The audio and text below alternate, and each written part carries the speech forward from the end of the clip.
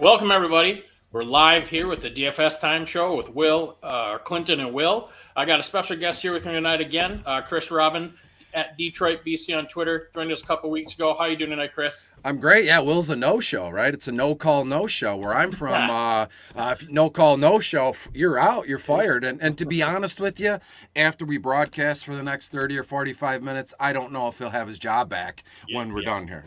You want to go to the backup quarterback, right? Exactly. How's your week been?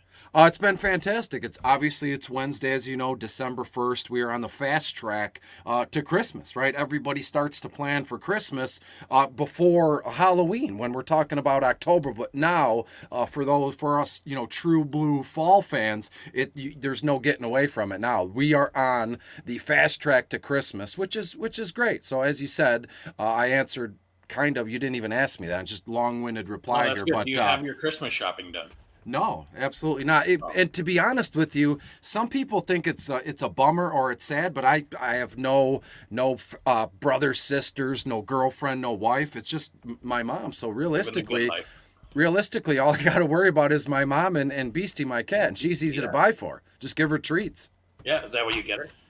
Yeah, I get her. She's got a toy box upstairs, just loaded with stuff. So I'll probably fill that again and get her. She loves little toys that you can stuff catnip in there, and then I throw it around. She goes nuts for that. So, she also loves those lick sticks. It's like a long thing. It's like mousse, and you squeeze it out, and she goes nuts for it. So again, she's very easy to buy for. Yeah, that's cool. Yeah, I do have to ask you one thing before we jump into our FanDuel, DraftKings, and Ownersbox lineups today. I saw on Twitter today you asked a question that what was it? If you could run behind any offensive line in the NFL, what do you think, or how many yards per carry do you think you would get? Correct. What were some of the responses you got? I didn't expect it to go as nuts as it's going. I mean, it's not. I wouldn't say it's viral by any means, but in the last hour or two, 100 comments and all that. So that's great to see it just on a whim here. To be honest with you here, Clinton, a lot of honest answers. -3. I think that the two most common answers here are -5 and -7 here. So folks are being pretty honest. One thing I also saw, a lot of the tall folks, like I'm in the tall community, 6'3", 6'4" here, and a lot of those folks are going, well, I'm 6'3", 240 pounds. I get the ball, and all I have to do is lay flat. So it makes sense. It's just creating a fun dialogue with folks, and everybody. And then there's another certain group of folks that say, if you say anything more than 0 yards, you're a liar. You're a dummy. You're a liar, which makes sense. Yeah, I mean, but you never know when you're going to bounce off somebody or slip through. They're going to be coming hard at you and they'll slip right around you or something. But yeah, there's no way. I'd be dead. I'd just curl up. Yeah, if the offensive line can get a push, then you're good. That's the window for about a half a yard there, because offensive linemen against defensive linemen, that's what they talk about, the battle of the trenches and things along those lines. But when's the last time we've seen an entire offensive line in sync and just push back the entire defensive line 3, 4, 5+ yards? You'll get a guard or a tackle to do that one-on-one, but the whole offensive line in unison pushing the defense back like that and opening it up, not likely. Yeah, no, you're right. Yeah, let's jump right into it here. Again, we're setting FanDuel, DraftKings, and an Ownersbox lineup for you tonight. I do have a FanDuel lineup ready for you to pick apart after I share it and go through it real quick here for you. Let me get that up for us. Looking forward to it. Let's see what you got. All right. Let me get it on the stream, and there it is. Can you see that? I could see the players' faces, which is okay. Yeah, first we got I got Kirk Cousins at quarterback this week. I know he's going up against your Lions. No brainer. I'm a Vikings fan, but I think he bounces back. He didn't have the greatest game against the 49ers. But he didn't have a terrible game either. He did miss Jefferson a couple times. That would have yielded some bigger plays there. I think a lot of people are going to do it this week. Actually, it doesn't show he has a ton yet, but Eli Mitchell, 49ers, Seattle's second most points against running backs in fantasy football this week or this year so far. I think he has another big game. I think another 20 to 25 carries for him this week. Probably maybe 2 touchdowns. And he'll get some receiving work too with Debo out. They'll be throwing to Ayuk, and I think that Jennings a lot, and Kittle obviously, but I think Eli Mitchell's going to see a lot more out of the backfield this week. Same thing with Antonio Gibson. This week we finally saw what Antonio Gibson was capable of. He looked healthy, he looked good. Washington gave him the football except for when it mattered to get the touchdowns. Still had 7 catches in that game, I think. And again with his opponent, the Las Vegas Raiders, they have the 4th most against running backs. I like Gibson a lot this week. I'm going to jump over to Justin Jefferson. Looked a little frustrated last week. Kirk missed him a couple times. Typically, I think he has some pretty good games against Detroit. I think he might have had his biggest game, at the beginning of the season this year against the Lions, 120, 130 yards or something like that. And I think we're going to see that again this week. And then Ayuk, simply, Debo's out. Ayuk has been kind of stealing his target share a little bit anyway. I really like that play, against Seattle. I know that's Mitchell and Ayuk in the same lineup, but I just like that matchup for them this week going into Seattle. Then Van Jefferson, I think a lot of people are going to play him. He still has an incredibly good price.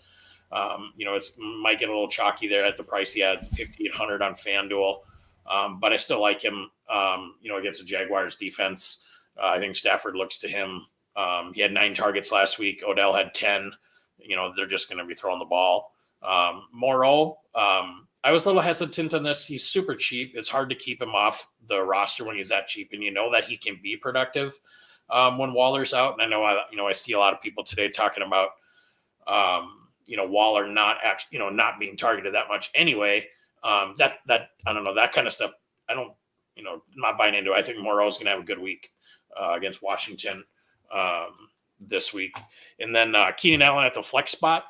Great matchup this week against Cincy.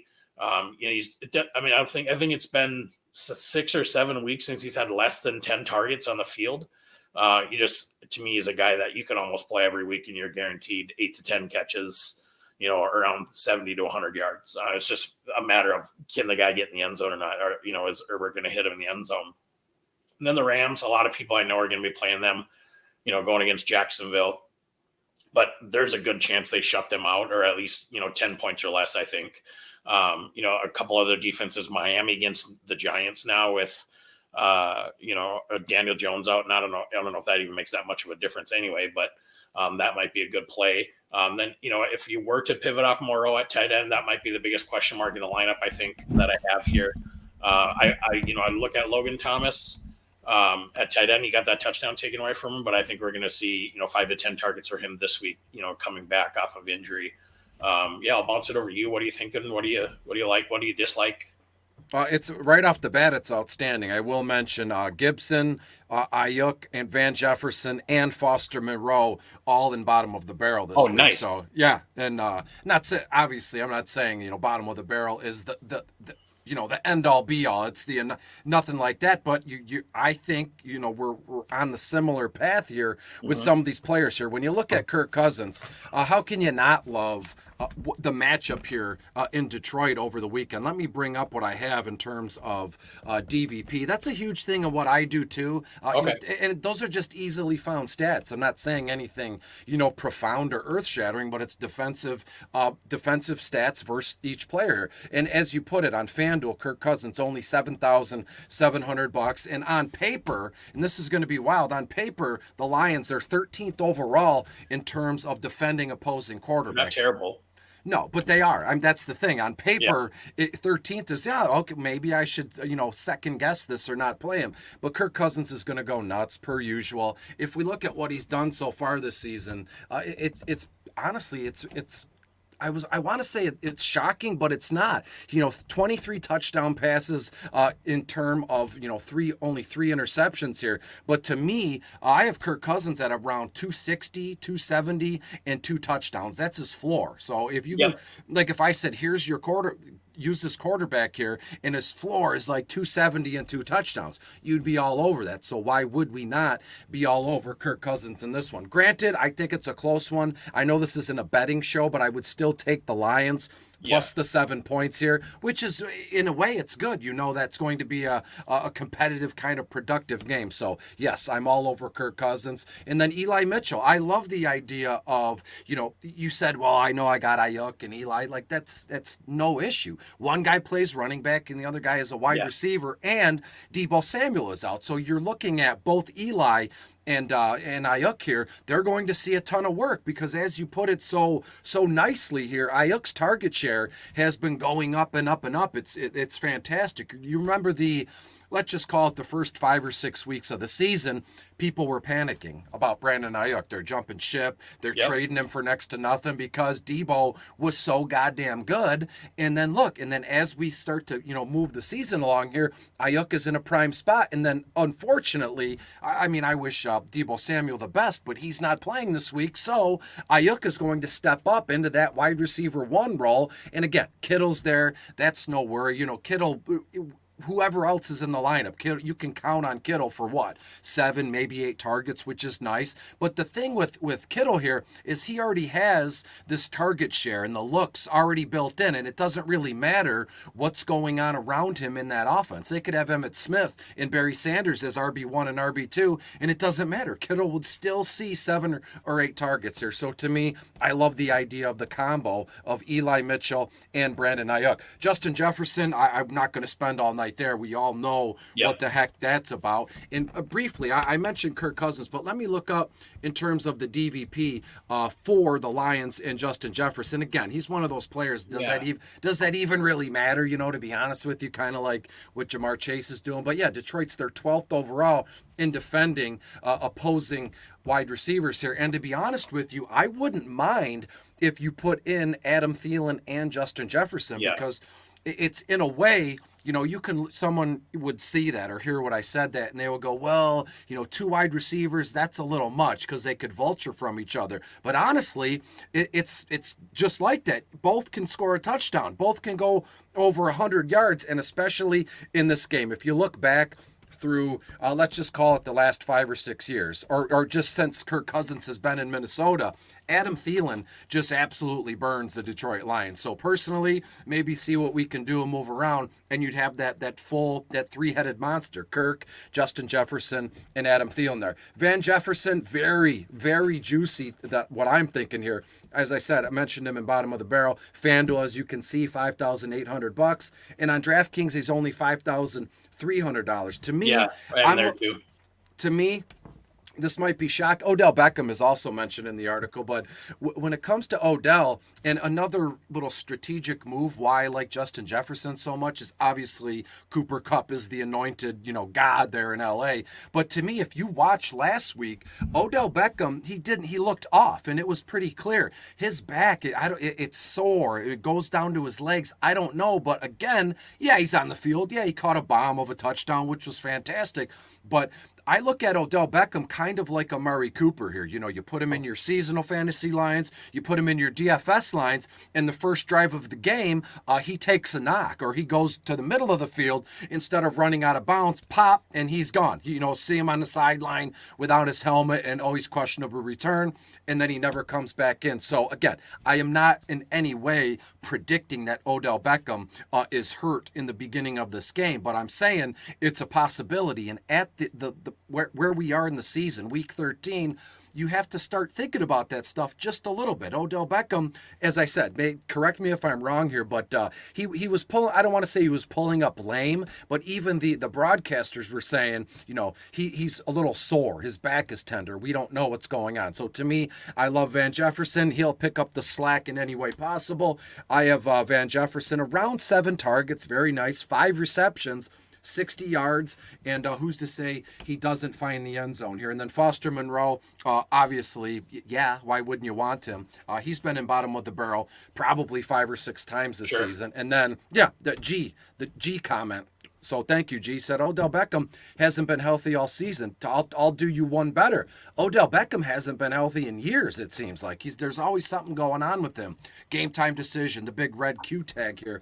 But back to Foster Monroe, excuse me. I love let me say that in bottom of the barrel, I love Derek Carr this week, and that's obviously Derek Carr against Washington. Washington's 32nd overall Yeah. against opposing quarterbacks, and if I'm sure the whole world watched Vegas play Dallas on Thanksgiving, it was like 45 million people viewed that. But if you look at this Raiders team, the whole offense goes through Derek Carr. If you know the stat, I think it was Raiders are 5-0 every time Carr throws 300 yards or more. They're 0-6 when they do not. So everybody on earth knows that this whole thing is funneled through Derek Carr. So to me, I love Derek Carr, and in turn, I love Foster Monroe here. I believe easy peasy to find the end zone in this one because I believe. Let me look that up really quick. Sorry to bring the show to a No, screeching halt that's here. fine. I'm gonna But yeah, go ahead. Washington's 17th overall against defending tight Yeah. ends here. And when you look at that offense, Josh Jacobs is starting to see, kind of his bell cow back. That's status is it's right there. Just stamp it this week and we'll move on here. And then in terms of the other wide receivers there, I mean, you can always count on Hunter Renfrow, but Brian Edwards, I believe, I don't even think he had a target. Actually, I think he only had one target the entire game on Thanksgiving, and it went to overtime. So that just goes to show you that Derek Carr maybe moves the ball around just to some specific players, but I'm all in on Foster Monroe. I keep calling him Foster That's all Monroe. right. And Yeah. and then Keenan Allen, that's a great move as well. And if I look up the what I have for Keenan Allen here. And to be honest with you, Keenan Allen has started to pop up in optimizers and the notes that I've been crunching because in turn Justin Herbert is spreading his wings. I mentioned Yep. in the spring and the summer, once Justin Herbert figures this out, you're going to want any and all pieces of this offense the same way we look at the Bills, the same way we look at Kansas City, and we're right on the cusp of seeing Justin Herbert just blossom or go Super Saiyan, as the kids say. I think that's a Dragon Ball Z reference. So to me, you can't go wrong with Keenan Allen in this one. And then the Rams. Obviously, I believe at the beginning when you were talking over your team, you said, well, Rams are going to win big. I could see them shutting out Jacksonville. And you're speaking my language. I have the Rams winning this one like 35-10. And Yeah. I'm a little apprehensive at even giving Jacksonville 10 points in Yep. this one. The Rams need this win in a big way. They've been on a real, like a 3-game schneid here. Stafford, everyone's saying, well, you got the Detroit Lions, Matthew Stafford. Yeah. The Rams are going to be fine. Stafford's a stud. McVay's a stud. And this defense is going to just obliterate Jacksonville. So very, very impressed with this line. I love it. Again, I will say, let's see if we can move a few things around and maybe get in Adam Thielen in addition to Jefferson and Ayuk here. I would imagine you could probably get rid of Keenan Allen and put Adam Thielen in there, and then you might have a couple $100 to move around somewhere. So that's Yeah. my thought Yeah. process. I mean, if you wanted to move off Moreau and go to Logan Thomas or somebody like that, or even just a little cheaper defense, because I think there's now with injuries and stuff, there's a few other matchups out there that you can take advantage of. But let's jump over to your DraftKings lineup that you sent me today. If you have that, ready to go too. I got that pulled up. They're all in there for you if you want to give those a rundown. Yes, and kind of when I was describing your team, you kind of can see where my mind is going with my team here. As I said, Derek Carr, just such a juicy play here. Washington, they're 32nd overall against opposing quarterbacks, and when we on Monday Night Football, it was a strange thing. It's like we saw. Russ Wilson and the Seattle Seahawks it's over for them. I mean, their win now, playoff run, Super Bowl kind of thing. It's over. I'm not trying to be offensive to anybody who loves Russ Wilson or if you're a Seattle Seahawks fan, but it's over. There's really nothing going on there. And again, as I said, Washington, they were ripe for the picking in the secondary on their defense. And Russ Wilson, it was tough to watch. I'll say that. I don't know if you Really agree hard to with me watch here. it. Yeah. But there was just all kinds of daylight, and Russ Wilson he was not himself, overthrowing, short hopping a few times. And as it stands now, again, anybody that's watching in the comments, if I say anything, out of touch or out of school here, let me know. Derek Carr and the Raiders, they're rolling right now. After that overtime win on Thanksgiving, they've had an extra 3 or 4 days to kind of be home, be in peace, study, and rest. And again, the Raiders and Derek Carr and this head coaching staff, they've been noticeably pushing the pace here. There's more, you know what I mean, pace of play, Yep. getting more snaps in, and they want to get rolling. They want to go down the field here. So to me, Derek Carr is without a doubt probably my favorite quarterback of the week, and I'm dead serious. Even over the studs, Dak Prescott and Tom Brady and all that. Actually, Tom Brady's matchup is sweet, but I digress here. And then when we look at Antonio Gibson, same page there.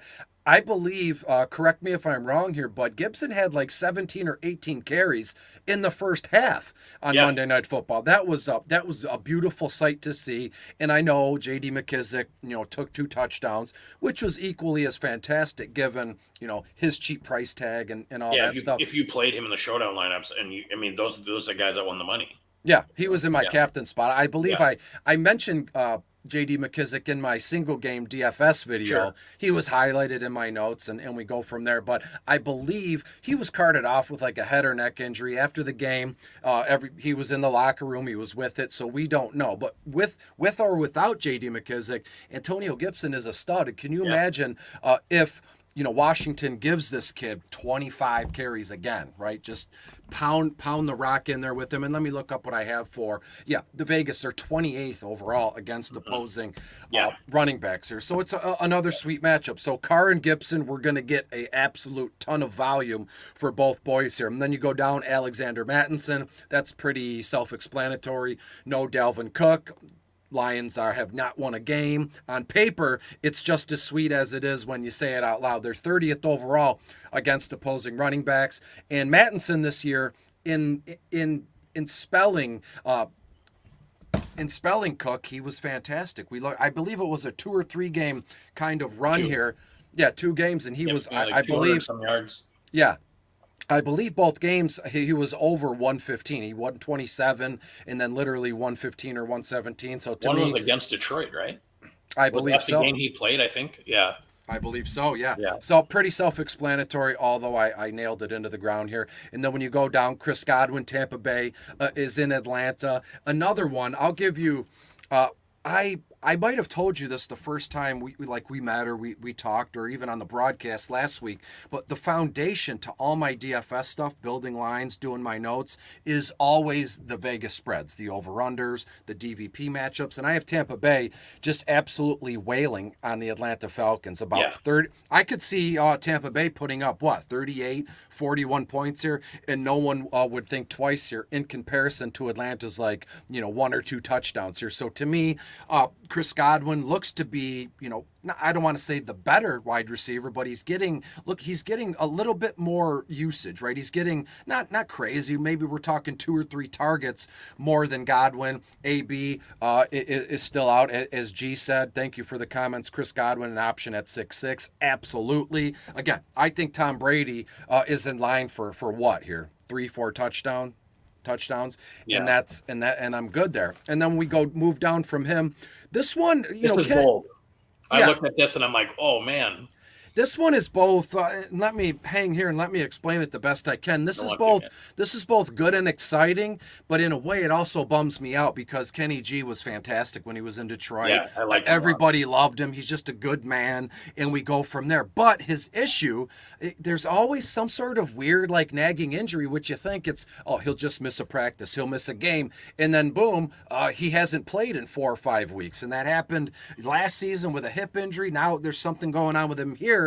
But I firmly believe, and this is why I'm excited, fingers crossed, I believe he's over it. And now, in the article, I didn't know how to put it. And I said, the Giants are rolling. No, because they're not. But they're getting all their offensive weapons back. If you look back through the first 12 weeks of the season, I believe last week, week 12, I heard the announcers, they brought up a graphic. I believe last week was the first time, Slayton, Kenny Galladay, and Barkley were all active on the field at the same time in game action. Miami, they're 29th overall against opposing wide receivers here. Only $5,800 on Fanduel, and I know we're talking Fanduel, but he's only $5,000 on DraftKings. So to me, what Kenny Galladay does best is just zoom down the field, high point the football, and and bam, he's a big dude, 6'4", and that's his specialty, high pointing the football here. So I believe this one is going to be, in terms of the Giants at Miami, a lot closer than people think. I have the final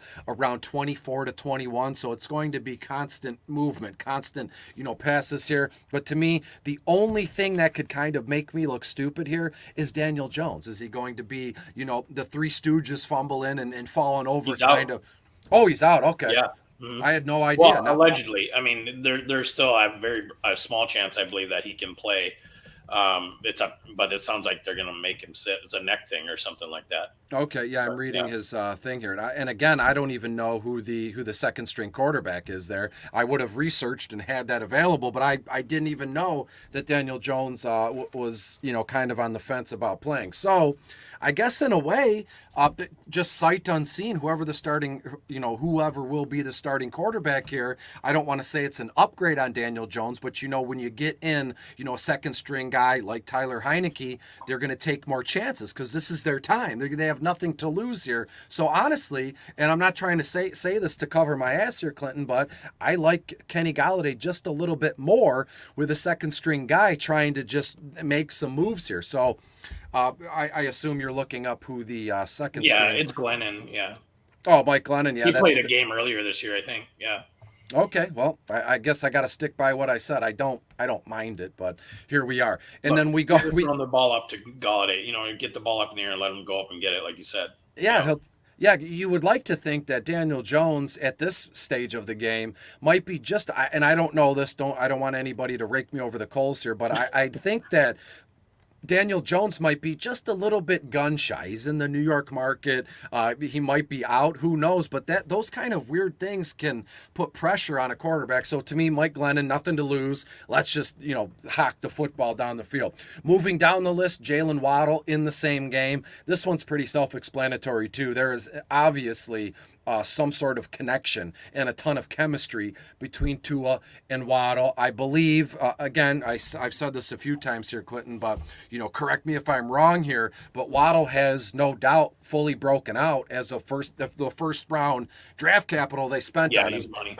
He's been outstanding, and you look at the Giants. I believe they're like 18th or 19th against opposing wide receivers. Again, in this case, I don't think DVP matters. He is without a doubt their wide receiver one. Two is going to chuck the football. And I saw a graphic earlier today. I think I screenshotted it just to reference. But if you look at his first 12 games and Kyler Murray's first 12 games, believe it or not, Tua Tagovailoa has been just a little bit better than Kyler Murray. Yet Kyler Murray gets the Rookie of the Year. He gets all the adulation, all the MVP talk. So to me, Tua Tagovailoa, and Jalen Waddle, very sneaky stack if you wanted to go that route in your DFS lines on Sunday here. And when you look at the tight end, Tyler Conklin, Hey, I'll take that. he's been a mainstay in bottom of the barrel all season. Yeah. And you look at it now, again, you have Kirk Cousins and Justin Jefferson in your line. Seriously, the line that you showed me, I do this all the time. I'll build the line, I'll enter that one, and then I will make almost a duplicate line there where I would move out Keenan Allen, put Adam Thielen in there, and then enter that one. And then use that same template and build again. I would do the same move where I would move out Keenan Allen, put Adam Thielen in there, and then I would pivot from Foster Moreau, and I would put Tyler Conklin in there. So now you got 4 Minnesota Vikings against a very bad Detroit Lions team, and in that you have the clear pecking order of what they do on offense, right? Obviously everything went through Dalvin Cook. He's out. Get Madison, who I fully believe gets 20 plus carries in this one. But then it's Justin Jefferson, it's Adam Thielen, and it's Tyler Conklin. So you have 3 of the top 4 guys in that pecking order in Detroit against a bad team. So that might be something to keep an eye on, especially, let's say, Monday when everything is done and over with. We'll see how that 4-man stack worked out. Do it all the time. And then we go down one to the flex spot, same game, Jamal Williams. This one is just simple, easy peasy, not too big of an explanation. DeAndre Swift, I believe he strained his AC joint in his shoulder. He will be absolutely inactive this week, and I don't know. I've heard some things where we might want to try try and get him back in week 14. Well, what's the point? I mean, he's the future of the franchise at the running back position, and you literally have 0 wins. Why bring him back? And on Thanksgiving, from memory, in terms of seasonal fantasy points, in my league at least, I believe he was at around 25.5 total fantasy points. They fed him the ball. Jamal Williams, we know he can handle it. He did it all those years backing up Aaron Jones here. So to me, Jamal Williams is basically just not a plug and play, but he's just a start and forget it, set it and forget it, and we move on. And then when you look at the defense, I can't. Let me see how I want to put this. I can't stress enough how bad Seattle looked on Monday. Yeah. And again, that was another bummer, right? All these last few years, Seattle's been so good, the Legion of Boom. They've been, gone for a while, but they were always in the game. You could always count on, well, not always, but the last, 5 to 6 years, you could count on Seattle, doing their thing, winning games, and if they were losing, they would move the ball and they would always come out on top. Like, that's just how you looked at it. And in a way, Seattle, they were down and out for a long time. And then this recent run, the last 10 years, let's say, they were fantastic and it was good to see. And now they're just about back to, I don't want to say obscurity, but they're trending in that direction. There's literally nothing to kind of hang your hat on with the Seattle Seahawks. And when you look at the opposing team, the San Francisco 49ers, talk about rolling right now. They looked fantastic. I believe they've won, 3 games in a row, 4 games in a row. 4 after Minnesota, yeah. Yeah, they're clicking right now. San Francisco is gelling when Jimmy Garoppolo is a startable quarterback in DFS formats and in seasonal formats. Yeah. Something's going on there because normally people don't even give Jimmy G a look in any format of fantasy football here, but he's been fantastic. So again, I love the idea of the San Francisco 49ers DST, hand to the sky. I firmly believe they have some sort of defensive touchdown, whether it be a pick six or some sort of fumble recovery. And when Russ Wilson is playing, to be honest with you, I don't ever remember Russ Wilson playing like this. So this is all new territory. So in the meantime, let's stack against them. Yeah, I like that. Yeah, we do have one question here. It looks like Grant put in another question here about Connor or Gibson. Go ahead and if you want to answer that one. He says, I like Connor over Gibson for $100 more on DraftKings. What are your thoughts? No, you know what? What's his name? Connor or Grant, you said? Grant's the one that asked the question. Yeah. Okay. No, it's a great question, Grant. And I will tell you that while I was, since Sunday night when the main slate came out for Fanduel purposes and DraftKings or even seasonal formats, still moments ago, James Conner is popping up in just about every optimizer I run, no matter what site it's from. But at Teamriser Fall, they have ownership percentages. And right now, Gibson is right. Granted, it's only Wednesday. It still needs to update. But as it stands right now, Antonio Gibson is just a little bit higher owned than James Conner. So that paints a picture here. So obviously you can't go wrong with either one. But to be fair, I know I keep saying that. Let me get for Gibson, I have him for about 18 carries, 75 yards, a touchdown on the ground, and about 2-3 receptions for another 20, maybe 25 yards in the air here. And when we look at James Conner, it's one of those things here where when he's healthy and when he's playing good, you have to use him because it never really lasts long. It's never really an elongated stretch of time where, James Conner is a must start, but I have Conner for almost an identical stat line here. 17, 18 carries. You're looking at 70 to 75 yards, a touchdown on the ground. But the only difference that I see the only two differences I see here would be ownership percentage and about 10 more yards receiving for James Conner. So I would have no issue pivoting away from James Conner. So Grant, to simply put, I know I talk here. I have no issue starting Conner in DFS formats over Gibson because Gibson ownership percentage is going to be a little bit higher, and you're going to get around 10. Let's be ambitious here. You're going to get around 10 to 15 more yards receiving out of Conner. Yeah. I mean, I think, and I don't know if it was after McKissick went down, but Gibson had, I think, 7 catches last week or Monday night. That was encouraging as well. I really like your lineup. Let me say one thing quick here so we can jump over to Ownersbox. I saw somebody had posted a stat about Godwin against Atlanta in his career. I think 6-7 games or something like that. And I don't think there's been a game where he hasn't had a touchdown or 80 yards. So that, that's a money play. And I wrestled with that one too. And it's still a good price, 6,600 over here on, DraftKings. Like you said, Brady's going to throw 4 or 5, unless all of a sudden they go back to Lenny all game and he's getting all the touchdowns again, Leonard Fournette. But I like that a lot. Let's jump over to Ownersbox here and run through this real quick. I do have one set. We can play around with a little bit if we want. But yeah, once again, for Ownersbox, if anybody that's never played it, go ahead and jump on there, and or you can go to the idpguys.org website. We have some ads on there that you can click on to go to Ownersbox. It does all super flex competitions. You can play 2 quarterbacks if you want. It takes away any kicker, defense, or anything like that, and you actually play an extra flex spot. 2 wide receivers only instead of 3. It's actually really nice. It's kind of fun to play around with a little bit. I've had some decent success on here. Plus they match, I believe, your first deposit. But I went back to Cousins, Gibson, and actually I tried to fit in that almost that same lineup. But you can see I went Cousins, Gibson, Eli Mitchell, Ayuk, Jefferson, Moreau, and then I at flex down here I actually drew room for Mooney. Which I really like that spot for him. He's still super cheap. He's had 2 monster games, and the DFS sites really haven't adjusted on him too much. And then I went to Hilton. I think he's had some good games against the Texans. Obviously, in his career, he played them a lot.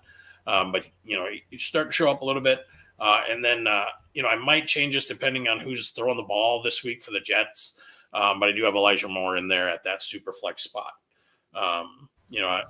What are you thinking? It's pretty similar to that Fanduel lineup, a couple extra people because you have to add a couple people in these lineups. Yeah, there's only really one thing I want to say, and I don't want to hurt your feelings. There is no way in hell, there is no way in effing hell I would play T.Y. Hilton in any format here. And honestly, I looked at him for bottom of the barrel because he's so cheaply priced. But he's not. How can I say this without sounding like a jerk? T.Y. Hilton, he's just not it anymore, and that's fine. He's older. He's had a ton of soft tissue injuries. And to be fair with you, Clinton, I have him for 2, maybe 3 receptions, no more than 25 or 30 yards or so. Yeah, again, if you want to punt a wide receiver, obviously I would imagine there's a ton of different outlets you could go, and why not maybe ask me in bottom of the barrel. It's what I specialize in, and I'm telling you, there's nothing that I've seen in a long time with T.Y. Hilton that I kind of want after. Sure, let's put somebody else in there. So I took him out. We're at 4,800 is what we can spend. We have Here's the top options, which you can probably see in there: AJ Green, Tyler Boyd. So you got 2 Bengals receivers: Shenault, Marvin Jones. If Jordan Howard is playing, I might if Miles Sanders is out because they like him. Yeah. Crowder, Ingram, Drake, Coleman, Komet. There's options. Yasicki is there's your boy on the bottom of the barrel. In Wongwu, I'm so interested in him. I want him to play. He's probably a little bit too expensive. Yeah. But what about like Rondale Moore or Bateman or even I know Zay Jones is for sure available. Rondale, just a little too much. You said Bateman, he's probably a little too much. Yep, 55. Josh Reynolds, the Lions. Should be. He's 4,000. You could fit him in there. That's actually a good play probably this Minnesota's 31st against opposing wide receivers, and obviously we saw on Thanksgiving there's a little bit of chemistry between Golf and Josh Reynolds having played in LA together. But I would seriously. I'm not trying to be over dramatic here. No, I would literally prefer anybody in this world that you can get in this player pool over T.Y. Hilton. Yeah, I put Reynolds in there. Let's we'll roll with that. That's our Ownerbox lineup. Let's actually submit that. We'll keep that in there and we'll keep it updated, and we'll know how that finished. I'll let you know. Perfect. Yeah, I'm gonna put a star next to Josh Reynolds. I have him in 3 or 4 dynasty leagues. He's just been sitting on my roster. I haven't done much with him. You always have room for him in the deeper dynasty league, and I haven't thrown him in there quite yet this week. I'm just but this would be the week to do it. Minnesota is terrible against the pass. They're terrible Yes. against everything right now. In And again, defense. I have the final being around 24 to 21. So realistically, we're looking at 6 total touchdowns, 3 for Detroit, 3 for Minnesota. And obviously, if we could put our finger on it, you'd like to think in a perfect world here, Justin Jefferson, Adam Thielen, and Tyler Conklin would each have a receiving touchdown. And then on the other side, who's to say Reynolds can't have 2 touchdowns? And how sweet would that be? And if we had all those players in one line, which is possible given their prices across the board. Yeah, I like that. Yep. Let me. We'll close it out here. I'd like you, if you would, go ahead and tell everybody, where they can, find your goods. Tell us about the bottom of the barrel article, and then again, go ahead and give us your 3 or 4 favorite or position spots for the bottom of the barrel this week.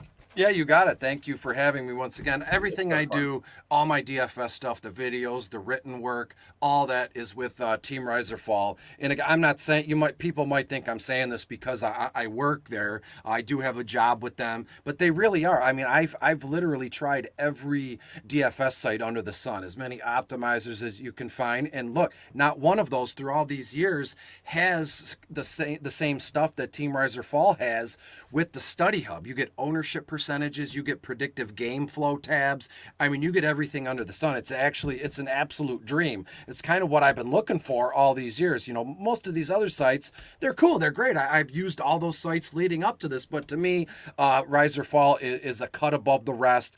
Everything, all my written work, all my video work, it's all free. The only thing you're going to pay for is if you want, the optimizer with Fantasy Cruncher, or looking at my Spari with similar. It goes through 10,000 simulations on each game, on each player. And if you look at it, it was a big one on Monday. I mentioned that I think Russ Wilson is going to have around 240 passing yards. And this guy came out of nowhere just making fun and calling me a jerk. And then the fourth quarter hadn't even been played yet. And he's going nuts. Where's the 240, Poppy? I'm like, what are you doing? And then boom. But when the clocks hit zero, Russ finished with 247. Rise or Fall and my Spari predicted about 250. So we're in a difference of like 3 or 4 yards here. When it comes to bottom of the barrel here, there's a lot to dig through, but it's not as long and arduous as you would think. In terms of the quarterbacks here, I love the idea of Tyrod Taylor. Houston plays the Colts here. The Colts 26th overall against opposing quarterbacks here. Tyrod, $7,000 on Fanduel, only $5,300 on DraftKings, and this guy's laying it all on the line. We know he's no spring chicken, but who knows? I think he knows, and we all know that this might be just about it for him as a starting quarterback. So why not, dive and flip into the end zone for a touchdown? So again, he's moving in the right direction in a massive entry GPP. Tyrod is on my list. I mentioned Tua Tagovailoa here. Giants are 14th overall against opposing quarterbacks. Tua in Miami. Again, I hesitate to say rolling, but they're putting up points and they're moving the chains. They're getting yardage. All we need in DFS format. $6,900 on FanDuel, only $5,500 on DraftKings, and then 2 quick running backs here. Keep an eye out on Jamar Jefferson, the Detroit Lions. I believe 6th or 7th round draft selection. I thought he was an undrafted free agent, but I was corrected multiple times on that one. Jamar Jefferson, as cheap as it gets, $5,500 on FanDuel, only $4,600 on DraftKings. And look, after you go from Jamal Williams, they're going to use Jamar Jefferson. They have in drips and drabs so far this season. I believe he scored like a 25 or 30-yard touchdown, week 4 or week 5 here. So they're high on this kid. He's worked hard. He looks good. So why not use that to our advantage in our DFS lines? And then I guess one more. He's kind of a running back and a wide receiver here, way off the map, and that's the Minnesota Vikings, Kenny Ngwanwu. This kid is lightning fast. I believe he's already returned 1 kick and 1 punt for a touchdown, or 2. Both kicks. Both kicks. Okay. Mm-hmm. This kid is lightning fast. So you're telling me that I can get, a kid that just the vision to return kicks is second to none. So you're telling me, they're going to feed Alexander Mattinson. Maybe he softens up the defense. And then 1 or 2 times they little swing route or a little screen pass to Ngwanwu after the Lions defense is softened up. I love that all day. $5,300 on FanDuel. Only, I wrote so small on DraftKings, he's only $4,300 there, Clinton. So if you want the rest of the article, you know where to find me on Twitter at Detroit Beastie. It's a really nice read. It's great, for your, you're looking at your fill-in spots later, and if you're spending too much money early, I love reading the bottom of the barrel article. You know what I've noticed that I mean, in a way, I knew I was doing this, but I didn't know how well received it would be. And then last year, it really picked up the pace and kind of broke out. And I'm not trying to drone on with stats. This guy's fit. I'm not throwing out numbers and stuff. I just say, last week, Stafford threw 3 touchdowns and interception, but looking ahead to this week, and then I kind of give, a sentence or two on what I'm thinking and like a predictive game script in my mind, and people have connected with it. So thank you, Clinton, for reading it or sharing it and all that, and anybody out there that's watching this. It's my favorite thing to do, bar none. Yeah, it's worth the read. It's definitely worth the read. Yeah, I think, again, for jumping on with us tonight, I'm at Clinton Holmgren on Twitter. I write a weekly column called the DFS Minute on the idpguys.org. I also do a short on YouTube along with this show. I jumped into the waiver article this week and did a video for that for our site. Sometimes you can find me in the Start Sit show on Sunday mornings. But yeah, that's where all my work is. I really enjoy doing this stuff. Go ahead. As you can see the ticker on the bottom here, I do write for idpguys.org. We do have a special for the rest of the year, $9.99 to get all the access to our stuff. If you are in IDP leagues or even some offensive leagues, we have a lot of content on there. Individual matchups, you really have to dig deep to win your defensive leagues, your IDP leagues. This is a perfect deal for the rest of the season. He's got the pad. It's my IDP guys is seriously my go-to for anything and everything IDP. Last season, I wrote a lot of IDP stuff, but again, that was a free-for-all, kind of dialed it in now. So now I can sit back and let you boys at the IDP guys kind of do the work for me. So thank you. Yeah, it's been great. Yep. So go ahead, jump on our site. You can see all my stuff there. That is not behind the $9.99 special, but you can get a ton of access to Start Sit, injury articles, individual matchups, things like that. There's some audio content as well. Go to our YouTube page, subscribe, or comment to that. We have a ton of videos on there. Get more and more each time. Chris, I thank you for joining me tonight, and I hope you have a good rest of the week.